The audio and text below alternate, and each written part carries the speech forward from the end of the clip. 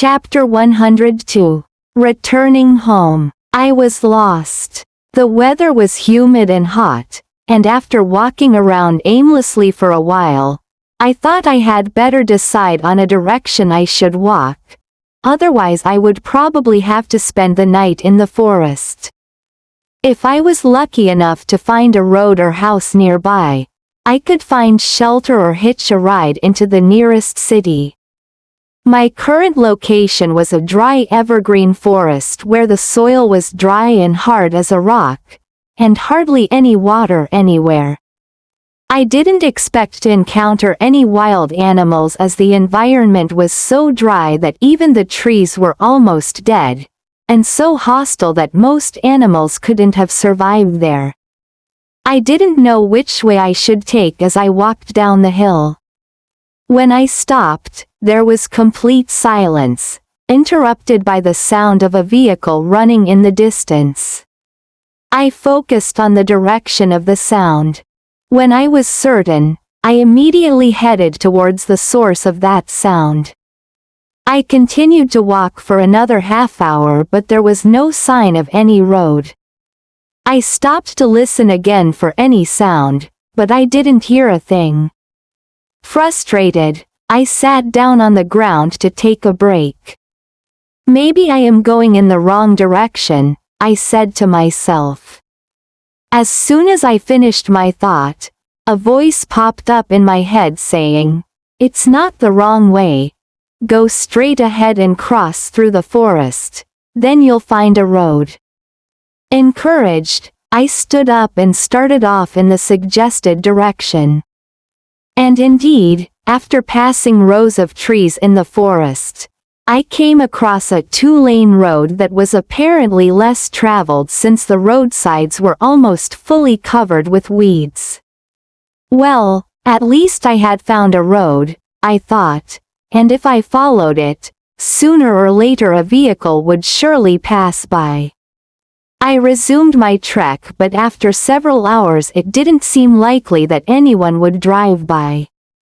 I felt quite hungry all of a sudden, remembering that it had already been about 7 or 8 hours since I last ate or drank.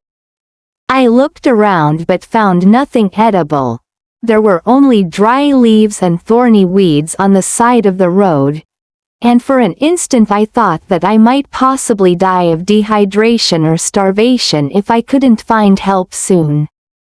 Out of nowhere, I heard a vehicle coming up the hill, accelerating in a low gear and straining noisily as it was milked for every horsepower in carrying its load up the steep hill.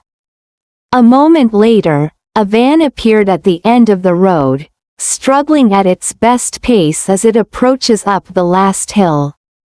I waved frantically to get the driver's attention, and he saw me. The engine sound lowered immediately and the van slowed down, fueling my hope of getting a ride. But when the van was only a few meters away from me, it began to accelerate again and drove away without any intention to stop.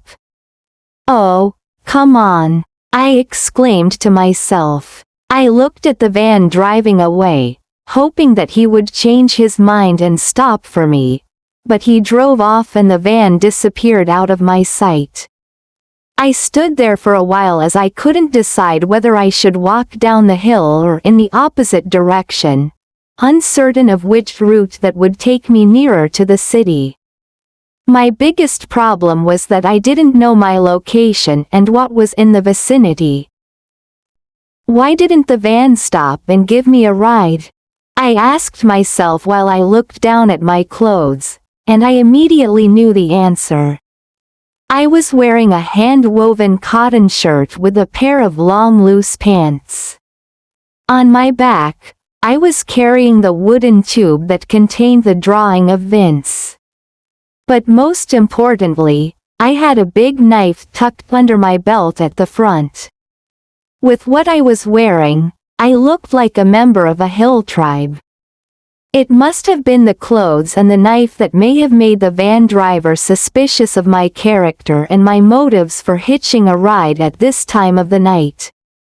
He probably thought that I was about to rob him. As the sun was about to disappear below the horizon, I picked up my pace and walked down the hill faster, not knowing what I would discover.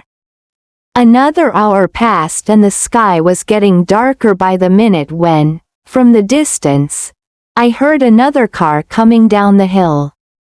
I stopped and held out my arm to thumb a ride again.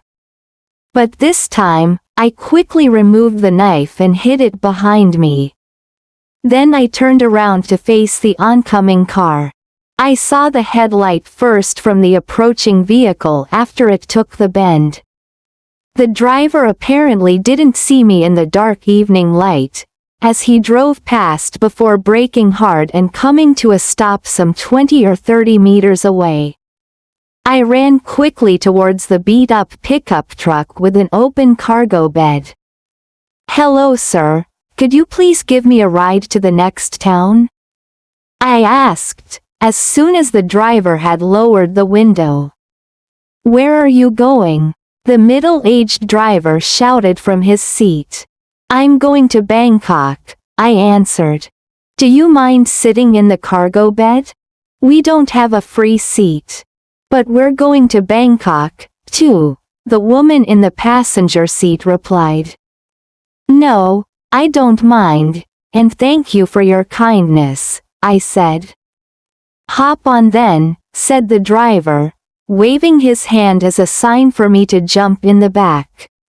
"Thank you very much," I said, eagerly getting on the cargo bed.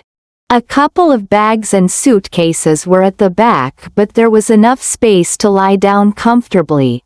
I even found a big sack of rice which would serve nicely to support my head. I took off the wooden tube and the knife and placed them beside me before sitting down on the cargo floor. When I looked into the passenger cab through the back window, I noticed a young boy and a younger girl sitting in their seats, both fast asleep. I felt that I had made the right decision to walk down the road as that was the direction to my destination. I thought it was probably a good thing too that the first van drove away. The pickup drove through the darkness of the night. Although we had been driving for almost an hour, there was no light to indicate civilization anywhere. The whole route went through a winding forest, and I was so exhausted and hungry that I nodded off.